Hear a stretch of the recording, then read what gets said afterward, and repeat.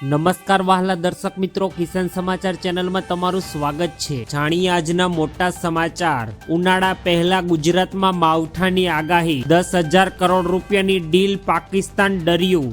નવી યોજના 15 લાખ રૂપિયાની સહાય। શું સ્માર્ટ મીટર ફરજિયાત લગાડવા પડશે? ઓનલાઈન પેમેન્ટમાં મોટા ફેરફાર। ખેડૂતો માટે મોટી મીટિંગ જોઈ લેજો। આટલા ખેડૂતોને 2,000 રૂપિયાનો હપ્તો બંધ થશે। રેશન કાર્ડ બંધ થઈ જશે, સમાચાર જોઈ લેજો। 3 મહિનાનું મફત રિચાર્જ મળશે કે? બોર્ડની પરીક્ષાને લઈને નવી જાહેરાત। આ તમામ નાના મોટા અને મહત્વપૂર્ણ સમાચાર જાણીએ તે પહેલાં મિત્રો, જો કિસાન સમાચાર ચેનલમાં નવા હોય તો ચેનલને જરૂરથી સબસ્ક્રાઇબ કરી વિડીયો લાઈક કરી દેજો। આજના સૌથી મોટા સમાચાર સૌપ્રથમ સામે આવી રહ્યા છે, જેમાં ગુજરાત રાજ્યમાં અત્યારે ઉનાળા પહેલા જ ગુજરાતમાં આવનારા દિવસોમાં માવઠાને લઈને મોટી આગાહી કરી દેવામાં આવી છે। આ બધાની વચ્ચે અત્યારે 22 ફેબ્રુઆરી બાદ ગુજરાત રાજ્યના વાતાવરણમાં એકવાર જબરદસ્ત પલટો આવવાનો છે તેવું હવામાન નિષ્ણાત આંબાલાલ પટેલ દ્વારા જણાવવામાં આવ્યું છે। આંબાલાલ પટેલે કમોસમી વરસાદને લઈને અત્યારે ભર ઉનાળે આગાહી કરતા જણાવ્યું કે ઉત્તર ગુજરાત અને દક્ષિણ ગુજરાતમાં અત્યારે ઉનાળા દરમિયાન પણ એક નાની એવી વરસાદી સિસ્ટમ સક્રિય થતી જોવા મળશે। ત્યારે આંબાલાલ પટેલે અત્યારે ફરી એકવાર ગુજરાતના હવામાનને લઈને ચિંતાજનક આગાહી કરી અને તેમના જણાવ્યા અનુસાર ગુજરાત રાજ્યમાં 22 ફેબ્રુઆરી બાદ ગુજરાતના વાતાવરણમાં મોટો પલટો આવશે અને સાથે સાથે મિની વાવાઝોડું આવવાની પણ પૂરેપૂરી શક્યતાઓ વ્યક્ત કરી છે। ત્યારબાદના બીજા મોટા સમાચાર, 10,000 કરોડ રૂપિયાની મોટી ડીલ, પાકિસ્તાન તો ડરી ગયું। ભારતીય સંરક્ષણ મંત્રાલયની ડિફેન્સ એક્ઝિક્યુટિવ કાઉન્સિલ એટલે કે DSC દ્વારા ગુરુવારે અનેક ઐતિહાસિક શરણ સોદાઓને મંજૂરી આપી દેવામાં આવી છે, જે આવનારા દિવસોમાં ભારતીય સેનાઓને દુશ્મન દેશ સામે લડવા માટે સૌથી મહત્વપૂર્ણ હથિયાર સાબિત થવાની છે। આ બેઠકનો સૌથી મહત્વપૂર્ણ નિર્ણય અનુસાર ભારતે રશિયા પાસેથી 10,000 કરોડ રૂપિયાના ખર્ચે વિશ્વની સૌથી શક્તિશાળી એર ડિફેન્સ સિસ્ટમ S-400 અને વધુ 288 મિસાઇલો ખરીદશે। બાજુમાં તમે જે ચિત્રમાં જોઈ રહ્યા છો તે મિત્રો S-400નું છે। આ મિસાઇલ હવામાંથી આવતી પાકિસ્તાનની કોઈ પણ મિસાઇલને હવામાં જ નષ્ટ કરી શકે છે। તે પણ તમે ઓપરેશન સિંદૂર દરમિયાન S-400ની પ્રચંડ તાકાત જોયેલી હશે। સમગ્ર વિશ્વ આનાથી અત્યારે દંગ રહી ગયું છે। ત્યારે અત્યારે નવી ખરીદીને ભારતની આકાશ સરહદીઓને એક મજબૂત કિલ્લામાં ફેરવી નાખશે। ત્યારબાદના ત્રીજા સૌથી મોટા સમાચાર મિત્રો, નવી જ યોજના 15 લાખ રૂપિયા સુધીની સહાય હવે મળવા પાત્ર થશે। માર્ગ અકસ્માતમાં અચાનક થાય છે અને ઘણી વખત હોસ્પિટલ પહોંચ્યા બાદ પૈસાના વ્યવસ્થા કે કાગળજાગના કામકાજને કારણે સારવારમાં વિલંબ થાય છે। આવા વિલંબથી અનેક વખત જીવના જોખમ પણ રહે છે। આ તમામ પ્રકારની સમસ્યાનો ઉકેલ લાવવા માટે અત્યારે કેન્દ્રની મોદી સરકારે અત્યારે PM રાહત યોજના અમલમાં મૂકી દીધી છે, જેના હેઠળ સરકાર 15 લાખ રૂપિયા સુધીની રોકડ સહિતની સારવાર પૂરી પાડશે। મિત્રો, ટૂંક સમયમાં સમજીએ તો માર્ગ અકસ્માતમાં કોઈ પણ વ્યક્તિને અકસ્માત સર્જાય તો ત્યારબાદના હોસ્પિટલનો તમામ ખર્ચ હવેથી મોદી સરકાર ઉઠાવવા જઈ રહી છે અને આના માટે સરકારે અત્યારે 15 લાખ રૂપિયાનું બજેટ પણ નક્કી કરી દીધું છે। કોઈ નોંધણી કે દસ્તાવેજની પણ હવે કોઈ પણ પ્રકારની જરૂરિયાત રહેશે નહીં। આ યોજનાનો સૌથી મોટી વિશેષતા તો એ છે કે કોઈ નોંધણી, વીમા પોલિસી કે આવક પ્રમાણપત્રની પણ હવે જરૂર નથી। માર્ગ અકસ્માતમાં વ્યક્તિને સીધા પેનલવાળી હોસ્પિટલમાં દાખલ કરી શકાય છે અને સારવારનો સમગ્ર ખર્ચ અત્યારે હવે સરકાર ભોગવશે। દાવાની પ્રક્રિયાને સંપૂર્ણ રીતે ડિજિટલ રાખવામાં આવશે, જેથી હોસ્પિટલને આ દર્દીનું સીધું વળતર ચૂકવી શકાય। ત્યારબાદના મહત્વપૂર્ણ સમાચાર, શું સ્માર્ટ મીટર ફરજિયાત લગાવવું પડશે?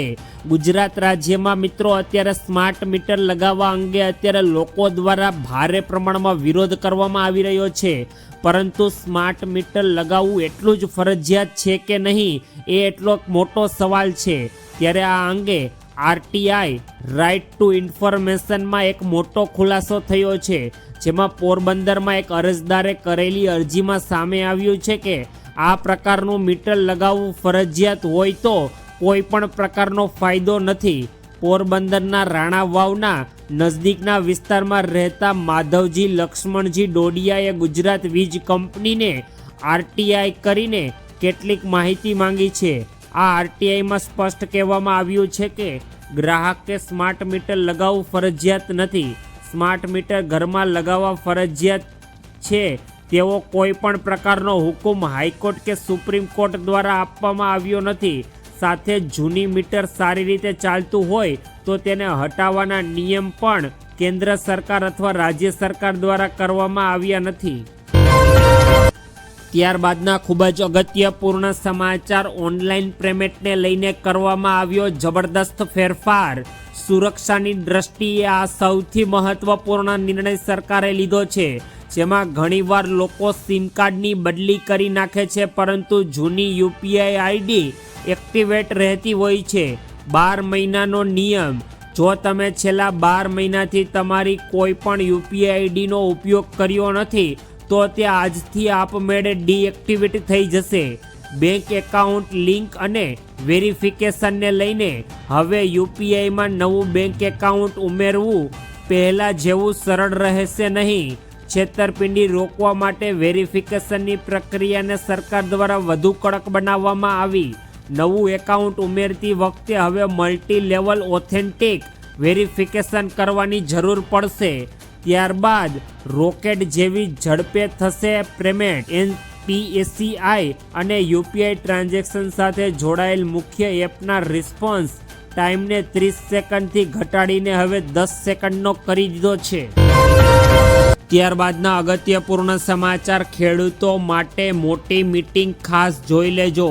રાહુલ ગાંધીએ શુક્રવાર 13 ફેબ્રુઆરીએ સંસદ ભવન પરિષદમાં દેશના ખેડૂતોના સંસાધન નેતાઓ સાથે મુલાકાત કરી. આ દરમિયાન તેમણે ભારત અમેરિકા વચ્ચે વચગાળાની સમજૂતી કરારનો વિરોધ કરવા માટે દેશવ્યાપી આંદોલનની તેમજ ખેડૂતો અને કૃષિ શ્રમિકો આજીવન રક્ષણ કરવા અંગે ચર્ચા કરી.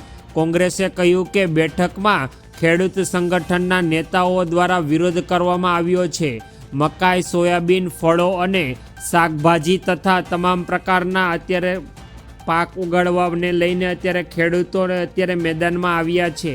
ગમે તે થાય, ખેડૂતો સાથે મજબૂતીથી ઊભા રહેશે અને તેમણે વડાપ્રધાન નરેન્દ્ર મોદીને ખેડૂત વિરોધી હોવાનું અને ભારત અમેરિકા ડીલને લઈને ખેડૂતોને વેચવાનો વારો આવશે તેવો સમય પણ આવશે. ત્યારબાદના મહત્વપૂર્ણ સમાચાર, આટલા ખેડૂતોને 2000 રૂપિયાનો હપ્તો સરકાર બંધ કરશે. પીએમ કિસાન યોજનાનો લાભ દરેક ખેડૂતોને મળતો નથી. સરકારે કેટલીક કેટેગરીઓમાં ખેડૂતોને બાકાત રાખ્યા છે. જો કોઈ ખેડૂત 1 ફેબ્રુઆરી 2019 પછી પોતાની જમીન ખરીદી હોય તો તેમના હપ્તા અટકી જશે. વધુમાં જો પતિ પત્ની બંને અથવા બેમાંથી એક જ પરિવારના એક કરતાં વધુ પુખ્ત સભ્યો આ યોજનાનો લાભ લેતા હોય તો પણ સરકાર તેમની 2000 રૂપિયાની ચૂકવણીને અટકી આપશે અથવા વિલંબ કરશે. આવા કિસ્સાઓમાં સરકાર ભૌતિક ચકાસણી કરશે અને ચકાસણી પૂર્ણ ન થાય ત્યાં સુધી હપ્તાના અસ્થાયી રૂપે સરકાર તેઓના હપ્તા રોકી દેશે.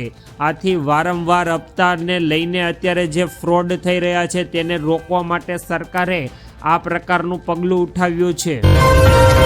ત્યારબાદના મહત્વપૂર્ણ સમાચાર, રેશન કાર્ડ બંધ થઈ જશે, ખાસ જોઈ લેજો. જો તમારી પાસે રેશન કાર્ડ છે તો આ સમાચાર તમારા માટે મિત્રો ખૂબ જ ઉપયોગી પૂર્ણ સાબિત થશે. તમને ખાસ જણાવી દઈએ કે સરકારે રાષ્ટ્રીય સુરક્ષા કાયદા હેઠળ રેશન મેળવતા તમામ રેશન કાર્ડ ધારકો માટે સરકારે અત્યારે ફરજિયાતપણે ઈ-કેવાયસી કરાવવું કરી દીધું છે. ખાદ્ય અને ગ્રાહક સુરક્ષા વિભાગના નિર્દેશ મુજબ જો લાભાર્થી 28 ફેબ્રુઆરી સુધીમાં પોતાનું ઈ-કેવાયસી પૂર્ણ નહીં કરાવે